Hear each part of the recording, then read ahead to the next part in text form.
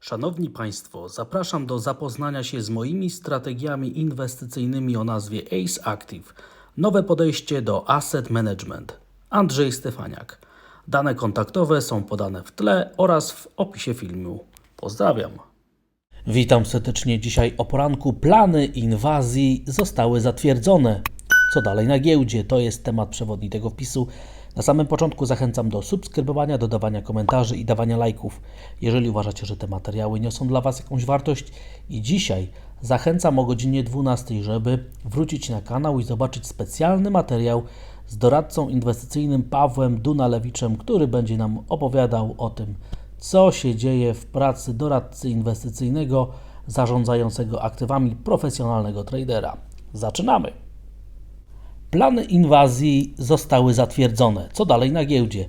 Drodzy Państwo, wczorajsze spadki na giełdach papierów wartościowych, wyraźna awersja na rzecz ryzyka doprowadziły do tego, że indeks Standard & Poor's zaczął wyraźnie naruszać średnią 200-sesyjną, ale także równolegle zaczął testować wsparcia w rejonie 4180 punktów. Ta średnia i te wsparcia cały czas działają, dlatego też nie można jeszcze mówić ostatecznie o tym, że tendencja spadkowa została tendencją dominującą. Natomiast warto zwrócić uwagę, że jesteśmy w niezwykle ważnym teraz miejscu. No i wydarzenia w geopolityce będą decydowały o tym, w którą stronę podążymy i będziemy także obserwować, jaka będzie dynamika zmian w sytuacji, kiedy ta sytuacja geopolityczna wkrótce będzie się zmieniała. A jak wiemy, plany inwazji zostały zatwierdzone, czyli wkrótce można oczekiwać gigantycznych perturbacji, wielu nowych informacji z Bliskiego Wschodu. Jak obserwujemy kolejne ciekawe wykresy, to widzimy, że korekta spadkowa na indeksach giełdowych w Stanach Zjednoczonych ma już typowe 10% głębokości, czyli cofnięcia od swoich szczytów.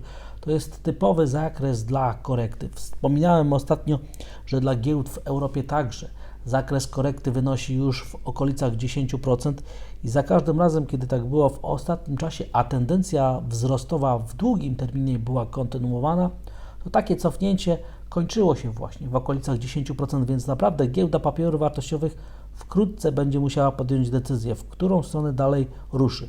Czy boi się ryzyka geopolitycznego, czy też wydarzenia w gospodarce, cykl i wszystkie te inne wydarzenia, które sprzyjają tendencjom wzrostowym, jednak mają większą szansę na realizację. Dlatego spodziewajmy się pod koniec tego miesiąca gigantycznej zmienności, potwierdzenia różnych statystyk oraz oczywiście, że będzie to rzutowało na giełdy papierów wartościowych na całym świecie.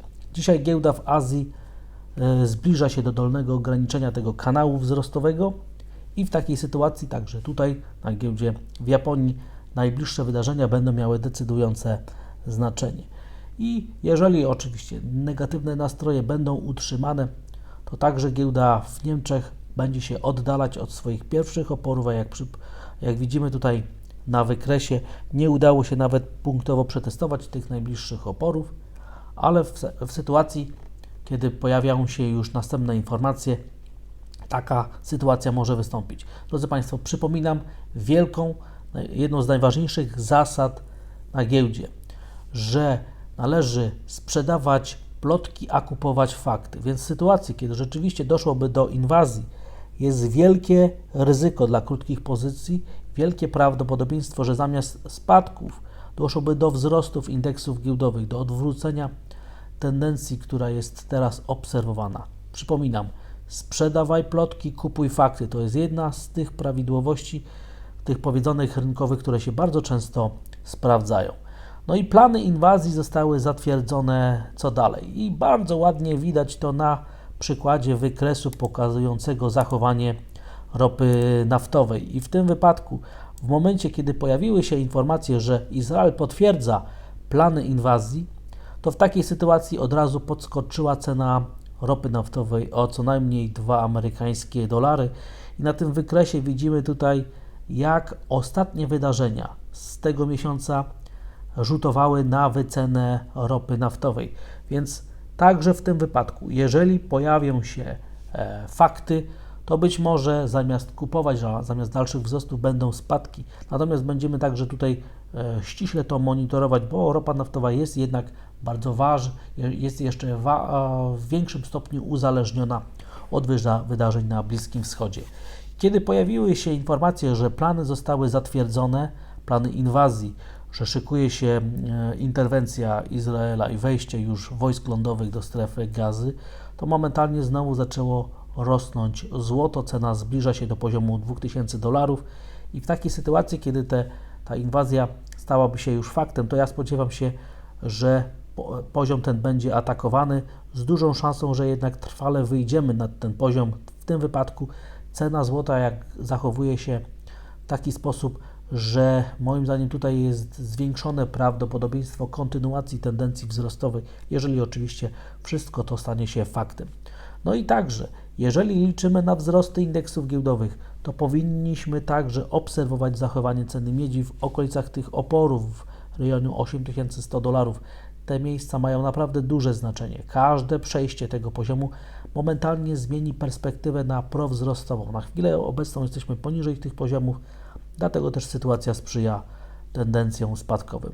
No i wczoraj także do tych spadków indeksów giełdowych dołożyły się wydarzenia na amerykańskim rynku długu, czyli amerykańskie rentowności dziesiątek wróciły nad poziom 4,90, zdradzając ochotę na ponowny test okolic poziomu 5%, ale wydarzenia, które będą miały miejsce dzisiaj ze sfery makroekonomicznej, ze sfery danych makroekonomicznych, będą miały potencjał ku temu, żeby znowu doprowadzić do podwyższonej zmienności na amerykańskich obligacjach i do tego, co się wydarzy dalej. Drodzy Państwo, jeszcze raz podkreślam, ja wciąż nastawiam się, że jest 75% szansy, prawdopodobieństwa, że będziemy wyżej na koniec roku niż jest to teraz na indeksach giełdowych, więc spodziewam się wzrostu apetytu na ryzyko, wzrostów indeksów giełdowych i nie zmieniam swojego nastawienia. Dla giełd na zachodzie daję 75% szansy, że tak będzie, a dla giełdy Polski 80% i nawet więcej, o czym będzie pod koniec tego materiału. Na te ryzyka geopolityczne reaguje także amerykański dolar i w tym wypadku zaczynamy testować miesięczną linię trendu wzrostowego i te dane, które dzisiaj poznamy, one mają naprawdę duże znaczenie i będą mogły wpłynąć na wycenę amerykańskiego dolara i wycenę europejskiej waluty. Natomiast najważniejsze wydarzenia, które będą miały miejsce dzisiaj, poznamy, będą się rozgrywały po godzinie 14, o czym będzie za chwilę. Warto także zwrócić uwagę, że testujemy już punktowo poziom 150 na parze dolar do jena. To jest miejsce, przypominam, gdzie doszło parę miesięcy temu do interwencji, która mocno zbiła cenę, kurs dolar do jena. Z ciekawostek warto zwrócić uwagę, że koszty posiadania jena japońskiego są największe od 30 lat, więc gra na krótko, czyli na spadki par związanych z jenem, kosztuje nas najwięcej od 30 lat. Warto być tego świadomym. A dlaczego po godzinie 14 będą takie ważne wydarzenia? Poznamy decyzję Europejskiego Banku Centralnego w sprawie stóp procentowych. Nikt nie zakłada żadnej zmiany, natomiast ważne będzie to, co się pojawi w komunikacie i co będzie mówiła prezes Lagarde. W tym wypadku ING nie zawodzi swoją macierzą analizy scenariuszowej i w tym wypadku warto zwrócić uwagę, jak tutaj rynek się zapatruje, co się może dalej wydarzyć, jakie są scenariusze dla rynku euro-dolara, jakie są scenariusze dla niemieckich obligacji, a o godzinie 14:30 poznamy wstępne dane o PKB dla Stanów Zjednoczonych. Wstępne dane oznaczają, że będą ujęte w tych danych pierwsze 2 miesiące kwartału i rynek spodziewa się, że ten wzrost będzie na poziomie 4,5%. Bardzo wyraźnie będzie ten wzrost odbijał. No i oczywiście zobaczymy, jak rynek się do tego ustosunkuje. Im lepsze dane, tym bardziej powinny indeksy giełdowe rosnąć, jeżeli dane faktycznie będą w taki sposób odebrane, jeżeli popyt na ryzyko chce atakować. Dlatego też dane będą wyśmienitym pretekstem, żeby zobaczyć, jaki jest dzisiaj sentyment na giełdach papierów wartościowych i wszystko, co powyżej 4% będzie oznaczało, że wzrost gospodarczy w Stanach Zjednoczonych jest najwyższy od końcówki 2021 roku. Dlatego też te dane moim zdaniem są takie istotne. Przypominam, oficjalna prognoza to jest aż 4,5. I poznamy także ciekawe dane o zamówieniach na dobra trwałego użytku. Natomiast myślę, że dane o PKB mają dzisiaj takie duże znaczenie, że mogą decydować o losach giełdy papierów wartościowych i amerykańskiego dolara. Amerykański dolar, jeszcze raz przypomnę, będzie musiał dzisiaj także lawirować względem dyskontowania danych o PKB, względem tego, co się dzieje w polityce monetarnej Europejskiego Banku Centralnego. Dlatego też prognoza dotycząca tego, co się ma wydarzyć na amerykańskim dolarze, nie jest już aż tak bardzo jednoznaczna.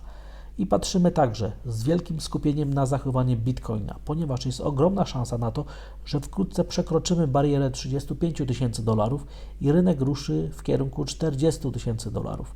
Na wykresie wygląda to tak, jakby korekta się kończyła i jakbyśmy się zbliżali do kolejnego skoku właśnie w kierunku $40,000.